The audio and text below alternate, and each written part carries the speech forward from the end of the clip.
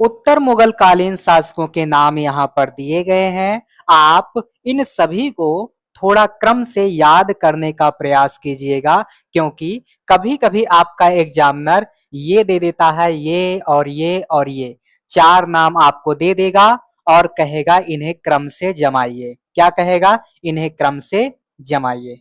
और आप क्रम से तभी जमा पाओगे जब आप इनके बारे में पढ़े रहोगे। समझ में आ रही है बात? तो थोड़ा क्रम से आप इन्हें याद करने का प्रयास करिएगा। नहीं तो अगर मान लीजिए इस तरह का क्वेश्चन पूछ लिया इसने, तो आपके लिए दिक्कत आ सकती है। उत्तर मुगल कालीन शासकों के अंतर्गत आपको बहादुर शाह देखने को मिलेंगे।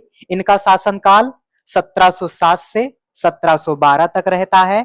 यानी कि ये जो भी शासक होंगे बहुत कम समय के लिए शासन करेंगे, ये भी आपको पता होना चाहिए। फिर आपके जहांदार शाह आ जाएंगे, जो कि 1712 से 1713 तक शासन करेंगे, यानी कि कुछ 10-11 महीने के आसपास। फिर अपना फर्रुख सिहर आ जाएगा, ये भी कुछ टाइम तक शासन करेगा। फिर रफी उद्दरजात आ जाएगा, रफी उद्दौला आ जाएगा, और यह कौन सी उपाधि लेता है? शाहजहां द्वितीय की उपाधि लेता है ना। तो आप यहाँ देखोगे दो तीन ऐसे शासक होते हैं जो केवल थोड़े दिन के लिए ही शासन करते हैं, यानी कि इन्हें कठपुतली तो ये है ही, जो इनको कठपुतली की तरह यूज कर रहा है वो तुरंत हटा दे रहा है, ये काम के नहीं आए, हटा दो भैया, मजा नहीं आ रहा है। तो इस तरह से इनको हटाया भी जा रहा है। फिर अगला आप देखोगे मोहम्मद शाह रंगीला। रंगीला का मतलब आप जानबे करते हैं, रंगीला का मतलब आप जानते हैं, है ना। तो आप देखोगे नृत्य वगैरह में ये बहुत ज्यादा रुचि ले रहा था, इसीलिए इसके नाम के पीछे क्या जुड़ गया? रंगीला। समझ में आ गई होगी बात। फिर अहमद शाह आ जाएगा, आलमगीर सेकंड आ जाएगा, आपके शाहजहां तृतीय आ जाएंगे, शाह आलम द्वितीय आ जाएगा, अकबर शाह द्वितीय आ जाएगा। फिर लास्ट में आ जाएगा आपका बहादुर शाह जफर, है ना। इसी को बहादुर शाह द्वितीय के नाम से जाना जाता है। तो अगर हम कहें एक प्रकार से, तो लगभग 1857 के आसपास जो है इनका शासन चलता है। लेकिन अगर मजबूती तरीके से देखा जाए तो जब तक औरंगजेब जिंदा रहता है तब तक मुगल काल चलता रहता है। ये सब तो केवल नाम मात्र के ही शासक हैं भैया, कठपुतली शासक वगैरह हैं, ये क्या ही कर रहे थे। लेकिन दो दो चार चार फैक्ट इनके बारे में जान लेंगे तो आपकी परीक्षा में काम हो जाएगा। और आप देखोगे लगभग इन सभी शासकों के अंतर्गत आपके सिलेबस में बिंदु लगे हुए हैं। मैं साथ साथ उनको भी बताता चलूंगा और यह भी बताता चलूंगा किस तरह के क्वेश्चन पूछे जाने हैं। वैसे मैं बताता भी चल रहा हूं हर जगह पर। जैसे आपने बाबर को देखा होगा, बाबर कैसे अपने यहाँ पहले वहां पर जहां से आ रहा है उत्तराधिकार का युद्ध वगैरह चल रहा था। फिर आप देखोगे बाबर यहाँ पर आ गया, यहाँ हुमायूं आ गया। फिर हुमायूं क्या करेगा? अपने भाइयों से उत्तराधिकार का युद्ध लड़ेगा। फिर इसी प्रकार से यह सिलसिला चलता रहेगा। फिर आप देखोगे शाहजहां के टाइम पर शाहजहां के टोटल 14 पुत्र होते हैं। उन 14 पुत्रों में से आधे से ज्यादा मर जाते हैं और कुछ जीवित बचे रहते हैं। जो जीवित बचे रहते हैं उनके अंतर्गत क्या होता है? उत्तराधिकार का युद्ध होता है। फिर उसके बाद जब औरंगजेब मर जाता है तो उसके पुत्रों के बीच भी उत्तराधिकार का युद्ध होगा। तो आपको बहुत अच्छी तरह से पता होगा कि औरंगजेब के कुल कितने पुत्र होते हैं? 5। कितने? 5। बाकी पुत्रियां वगैरह रही होंगी या और भी पुत्र रहे होंगे जिनका जिक्र किताबों में नहीं हुआ होगा, तो हो सकता है भाई। जैसे शाहजहां के बारे में बताया ना, 14 पुत्र पुत्रियां थी, हालांकि काफी उसमें से गुजर भी गए थे। उसके अलावा भी बहुत सारे पुत्र पुत्रियां रही होंगी। कौन देखने जा रहा है कि कहाँ पुत्र पुत्री हो रहा है ना। तो उसी तरह से औरंगजेब के भी 5 पुत्र पुत्र होते हैं, जिनमें से पहला हो जाएगा मोहम्मद सुल्तान। मोहम्मद सुल्तान को जेल में डाल दिया गया और वहीं इसको निपटा दिया गया। औरंगजेब ने कहा इसको ले जाओ भैया जेल में डालो। जेल में डाला गया और निपटा दिया। ले, इसका खेला खत्म हो गया, ये चला गया, प्रभु को प्यारा हो गया। गाओ गाना यहाँ पर लगाओ स्टेटस, चला गया चांद कहा अल्लाह को छोड़ के। फिर उसके बाद यहाँ पर है दूसरा अकबर द्वितीय। आपको बहुत अच्छी तरह से पता है यह आदमी होता है विद्रोह करता है, और इसी के विद्रोह के चलते औरंगजेब दक्कन चला जाता है, दक्षिण भारत चला जाता है और कभी जीवित लौट के नहीं आता। जब ये अकबर दूसर का विद्रोह करता है तो पहले राजपूतों के पास जाता है कि बाबू हमको शरण दीजिए दीजिए। फिर वहां कुछ नहीं होता, फिर आगे बढ़ जाता है, मराठों के पास जाता है। जब मराठों के पास जाता है तो इसको शरण मिलती है, लेकिन फिर बहुत सारे कारण थे, उसके वजह से फिर भाग गया। भागते हुए कहाँ चला गया? ईरान। ईरान गया तो वहां इसको निपटा दिया गया। फिर क्या हुआ? ये भी प्रभु को प्यारा हो गया, फिर स्टेटस लगाओ आप, चला गया चांद, कहाँ? अल्लाह को छोड़ के, है ना। फिर उसके बाद आगे देखो, 3 पुत्र अब जीवित बचे हैं, 3 पुत्र जीवित बचे हैं।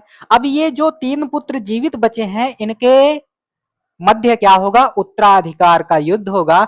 और उस उत्तराधिकार के युद्ध में ये जो मुअज्जम है, ये मुअज्जम जो है ये आगे निकल जाएगा और फिर क्या करेगा? ये शासक बन जाएगा। इसके बारे में अभी आगे और विस्तार से पढ़ोगे, है ना। ये कहाँ का गवर्नर था? बंगाल का था। ये जो आजम है ये कहाँ का? अहमदनगर का। और कामबख्श ये बीजापुर का गवर्नर था। तो ये कुछ औरंगजेब के बच्चे थे नन्हे मुन्ने, और फिर कुछ तो लुढ़स खा जाते हैं, और जो जीवित बचते हैं उनमें से उत्तराधिकार का युद्ध होता है और फिर उसके बाद मुअज्जम गद्दी पर बैठ जाता है।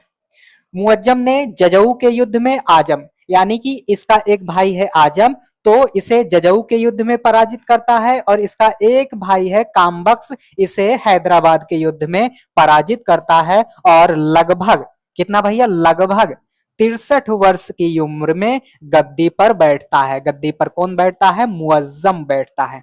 जब ये गद्दी पर बैठेगा तो उपाधि भी लेगा और अपना नाम भी चेंज करेगा। क्या करेगा?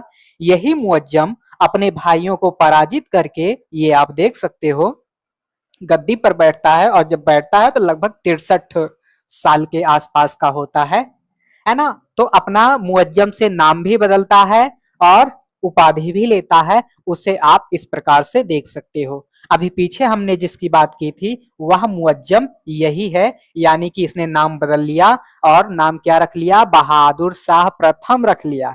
और कितना बहादुर है, आप अभी इनका कारनामा देखोगे। तो कब तक शासन करता है भैया? 2-4 साल। कितना? 7 3 10 2 12, हाँ कुछ भी कर रहा होगा। तो इतने टाइम तक ये शासन कर रहा होता है। इसका मूल नाम तो मुअज्जम होता है। इसने उपाधि लिया आलम शाह। ये आलम शाह प्रथम हो जाएगा, है ना। तो आलम शाह की इसने उपाधि ले लिया। और जूलियाना, जूलियाना इसकी पत्नी थी। ये जो जूलियाना है इसकी क्या थी भैया? पत्नी थी। पत्नी, पत्नी। और इस पत्नी को इसने बीबी फिदवा की उपाधि दी। कौन सी उपाधि दी? बीबी फिदवा की उपाधि दी। ये आपसे पूछा जा सकता है। और ये जजऊ का युद्ध आपसे पूछा जा सकता है, और हैदराबाद वाला युद्ध आपसे पूछा जा सकता है। और मुअज्जम वगैरह आपके सिलेबस में लगे हुए हैं, बस नाम उनका चेंज किया गया है बहादुर शाह के रूप में। तो इसी मुअज्जम का नाम आगे चेंज होता है, बहादुर शाह पड़ जाता है, और ये एक उपाधि लेता है। उस उपाधि का नाम होता है आलम शाह प्रथम। और जूलियाना इसकी पत्नी होती है, जो कि पुर्तगाली होती है। और अपनी पत्नी को यह कौन सी उपाधि देता है? बीबी फिदवा। कौन सी उपाधि? बीबी फिदवा की उपाधि देता है। ये आपसे पूछा जा सकता है, नोट कर लो, नोट कर लो, आपसे पूछा जा सकता है। और जो बातें मैं नोट करने के लिए कह रहा हूं उनको हल्के में बिल्कुल भी नहीं लेना है। ये बात मैं आपके पहले सेमेस्टर से ही बताते आ रहा हूं। क्लियर? इसके बारे में और भी बहुत सारी स्टोरी है। अगर मैं स्टोरी सुनाने लगूं तो बहुत सारा टाइम बीत जाएगा, है ना। कहा जाता है कि बहादुर शाह प्रथम को शिक्षा देने के लिए इसे नियुक्त किया जाता है, और आपस में दोनों लोग गाना गा लेते हैं, और फिर उसके बाद पत्नी बन जाती है, वगैरह वगैरह बहुत सारी कहानी है। बाद में मैं कभी बताऊंगा स्पेशल, जब मैं इसे बहुत विस्तार से कंप्लीट करा रहा होऊंगा तब। अभी समय बहुत कम है, हम लोग ऐसे तीव्रता के साथ आगे बढ़ेंगे। 1712 ईस्वी के आसपास एक विद्रोही सिख नेता बंदा बहादुर के खिलाफ अभियान के दौरान ये बहादुर शाह चला जाता है।